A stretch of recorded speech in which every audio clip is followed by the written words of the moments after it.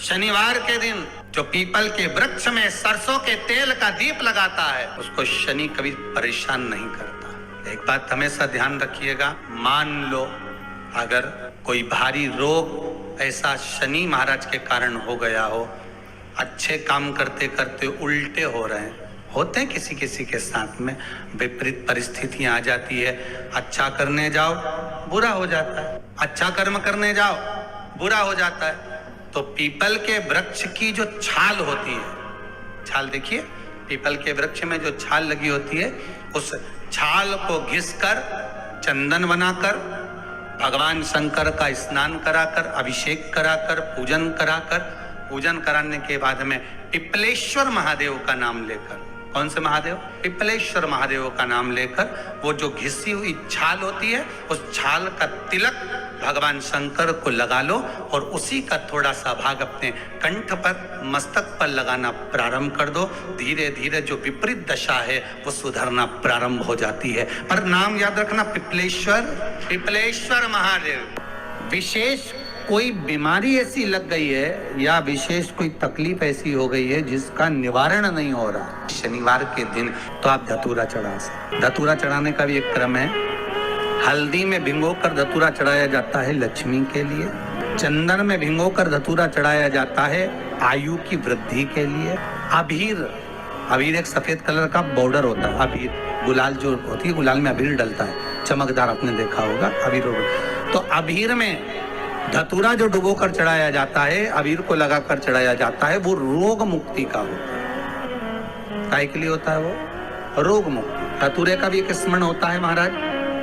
बहुत भारी रोग है, बीमारी लग गई है, डॉक्टर अपना काम कर रहे हैं, घर का व्यक्ति बहुत बीमार हालत में पड़ा हुआ है, तो बेलपत्री के वृक्ष के नीचे भी शिवलिंग का निर्माण कर एक धतूरा समर्पित करा जाता है जिससे रोग से मुक्ति होती है। उसमें ना तो हल्दी लगाई जाती है, ना चंदन लगाया जाता है, ना अबीर लगाया जाता है, केवल धतूरा चढ़ाया जाता है। इतना भी बेटा क्रोधी हो, जिद्दी हो, चाहे अपशब्द कहने वाला, बहुत ध्यान देना मेरा बेटा, कितना भी जिद्दी हो, कितना भी क्रोधी हो, गलत संगत पर भी चल रहा है, तो निवेदन है शंकर के मंदिर में लाल चंदन और शहद, इन दोनों को बेटे का हाथ लगवाकर गलत संगत में जा रहा है, क्रोध कर रहा है, चिड़चिड़ कर रहा है, बेटे से लाल चंदन और शहद का लेपन शिवजी के शिवलिंग पर जरूर करवा। का चिड़चिड़पन, क्रोध और उसकी गलत संगत अपने आप हटने लगेगी और वो बालक धर्म की ओर आगे बढ़ेगा, सत्कर्म की ओर बढ़ेगा, सत्संग की ओर आगे बढ़ेगा। तंबाकू का सेवन करने वाले होते हैं और वो तंबाकू नहीं छोड़ पाते, तय प्रयास करो उनके लिए, आप बहुत बोल लो, झगड़ा कर लो, और ऐसा नहीं है कि आप लोगों ने झगड़ा नहीं करा होगा, कितना करा होगा, ईमानदारी की बात बता।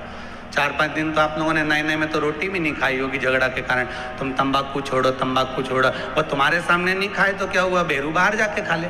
उसके लिए नीलकंठेश्वर महादेव का स्मरण करें। बेलपत्री की छाल या बेलपत्री की जड़, इसको घिसकर इसका चंदन तैयार कर, चंदन बनाने के बाद में इसकी गोलियां बना लीजिए। गोली बनाकर शंकर भगवान के शिवलिंग के पास में 7 स्थान पर उसको रख दीजिए। नीलकंठेश्वर महादेव का स्मरण करिए नशे से मुक्त करने के। ये तंबाकू वालों के लिए आज विशेष वर्णन है, ध्यान दीजिएगा। आप जो गोलियां बनाए हैं चंदन की, बेलपत्री की जड़ या बेलपत्री की छाल की, वो रख दें महाराज, नीलकंठेश्वर महादेव का स्मरण करें। 7 गोलियां 7 दिन जो तंबाकू खाता है उसको दे दें महाराज। सुबह के समय पर वो गोली मुख में रखें, आप देखेंगे धीरे धीरे तंबाकू से नफरत उत्पन्न होने लगती है, तंबाकू मुख में नहीं रख पाएगा। प्रैक्टिकल करने में क्या जाता है, सियोर वाला महाराज झूठ बोल रहा होगा, तो इसलिए आप प्रयास करिए, बाबा पर विश्वास कर प्रैक्टिकल करने का प्रयास करिएगा। बाबा चाहेगा तो आप स्वस्थ रहें, मस्त रहें और अपनी जिंदगी अलमस्त जिएं, यही शिव महापुराण की कथा कहती है। बेलपत्री के वृक्ष के नीचे जौ के आटे का चौमुखी दिया, सरसों का तेल डालकर, उसमें काली तिल डालकर, उसमें एक सफेद फूल डालकर, बेलपत्री के वृक्ष के नीचे जैसे एक चौमुखी दिए को जौ के आटे के दिए को लगा दिया जाता है। जो व्यक्ति चिड़चिड़ करता है, जो व्यक्ति क्रोध करता है, जो व्यक्ति अपशब्द बोलता है, आड़ा टेढ़ा बोलता है, ताने देता है, ईर्ष्या रखता है, घर में चिड़चिड़ करे, पूरे घर को अस्त व्यस्त कर कर रखा, उस व्यक्ति का नाम और गोत्र बोलकर मात्र एक दिया लगा दिया जाए, व्यक्ति अपशब्द कहना बंद कर देता है, उसका प्रेम प्रबल हो जाता है, उसकी ईर्ष्या समाप्त हो जाती है, उसकी नफरत समाप्त हो जाती है। हम आपसे बार बार कहते हैं ना, कई बार आपको कहा कि आपके यहाँ अगर धन की कमी पड़ रही है, पैसा नहीं आ रहा, व्यापार नहीं चल रहा, दुकान नहीं चल रही, धंधा नहीं चल रहा, नौकरी नहीं लग रही, सर्विस नहीं लग रही, तो हमने बार बार आपको कहा है, एक दिया बेलपत्री के पेड़ के नीचे लगाओ घी का, और एक दिया शंकर के मंदिर की चौखट पर लगाकर। बार बार आपको कहा, उस पर विश्वास रखकर लगाओगे, सुख मिलेगा, आनंद की अनुभूति होगी। हिंदू धर्म में जो भी शनिवार के दिन पीपल के वृक्ष की पूजन करेगा, दूध चढ़ाएगा या मिष्ठान का भोग लगाएगा, लक्ष्मी और नारायण उसके घर में प्रवेश कर जाएगा।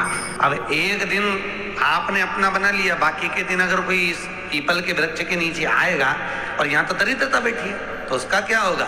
भगवान नारायण बोले, सुन दरिद्रता, तेरे से एक विनती है, अगर कोई भी मनुष्य इस पीपल के पेड़ के नीचे अगर 7 दिन में आता है और उसके हाथ में अगर कोई सामग्री होती है, तो तू उसके घर में प्रवेश नहीं करे। नियम है पीपल के वृक्ष का, या तो पानी का लोटा लेकर जाओ, कुंकू का चोपड़ा लेकर जाओ, शक्कर लेकर जाओ, या पेड़ के नीचे चींटी को डालने के लिए आटा ले जाओ, पर खाली हाथ पीपल के वृक्ष के नीचे कभी मत जाओ। खाली हाथ जाओगे तो दरिद्रता तुम्हारे घर में प्रवेश करेगी। रविवार का दिन एक ऐसा दिन रहेगा जिस दिन तू इस पीपल के वृक्ष के नीचे नृत्य करेगी, और जो आएगा इस पीपल के वृक्ष के नीचे तो उसके साथ प्रवेश करेगी। इसलिए हमारे यहाँ केवल पीपल का वृक्ष अगर दीवार में भी लग जाता है ना, किसी की फैक्ट्री की दीवार में, किसी के घर की दीवार में पीपल का वृक्ष अगर लग जाता है, पीपल का पौधा लग जाता है, उसको कितना भी तोड़ लो वो वापिस लग जाएगा, फिर तोड़ोगे फिर लग जाएगा। अगर पीपल के पौधे को तोड़ना है तो केवल रविवार का दिन एक नींबू, एक मिर्ची और बमूल का कांटा, ये 3 चीजें रखने के बाद में आधे घंटे बाद रविवार के दिन पीपल के पेड़ को उखाड़ कर फेंक दो। दूसरी बार कभी पीपल दीवार में लगता ही नहीं, कभी नहीं लग सकता। घर में दीवारों पर अगर पीपल लग भी गया है, इसलिए पीपल के वृक्ष को उखाड़ने का, अगर घर में पीपल लगा हुआ है या पीपल का पौधा हमारे घर में लग गया, उसको उतारना, निकालना, लगाना, तो पीपल के वृक्ष को अगर निकाला जाता है तो रविवार के दिन, और अगर पीपल के वृक्ष को कहीं लगाया जाता है तो सोमवार के दिन या मंगलवार के दिन, बुधवार के दिन, इन दिनों में लगा सकते। शनिवार का दिन एक ऐसा दिन होता है जिस दिन पीपल के वृक्ष को कहीं जाकर लगाया नहीं जाता, क्योंकि शनिवार के दिन पीपल के वृक्ष के नीचे लक्ष्मी रहती है। हम अपने हाथों से अगर पीपल का वृक्ष किसी दूसरी जगह पर शनिवार को रोपित करते हैं तो हमारे घर की लक्ष्मी अपने घर से छिन्न होकर चली जाती है। जिसके यहाँ रात्रि में बर्तन झूठे पड़े रहते हो, उसके घर में इस दरिद्रता को लेकर तुम प्रवेश कर जाना। जिसके यहाँ रात्रि में बर्तन झूठे पड़े हो, वहां लेकर प्रवेश कर जाओ। दूसरी जगह दुर्वासा जी बोले, जो स्त्री घर में दोपहर के समय पर सो रही हो, उसके घर में इसको लेकर प्रवेश कर जाइए। दोपहर के समय में घर पर सो रही हो, इस दरिद्रता को लेकर प्रवेश कर जाइए।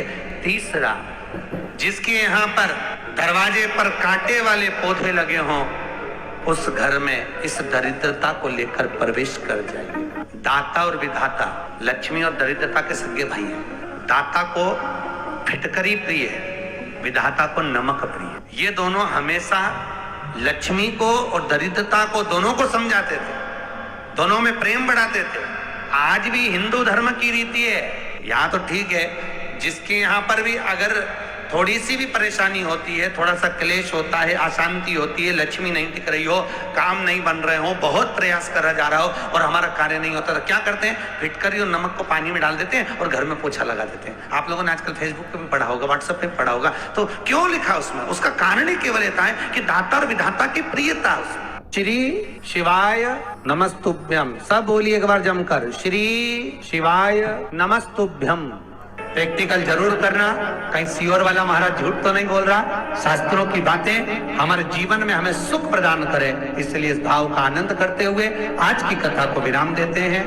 तो दोस्तों, वीडियो आपको अच्छी लगी हो तो वीडियो को लाइक करें, चैनल को सब्सक्राइब करें, हमारे वीडियो को शेयर करना बिल्कुल भी ना भूलें। मैं आपसे मिलती हूँ अगले वीडियो में, तो तब तक के लिए अपना ध्यान रखिए और खुश रहिए। धन्यवाद।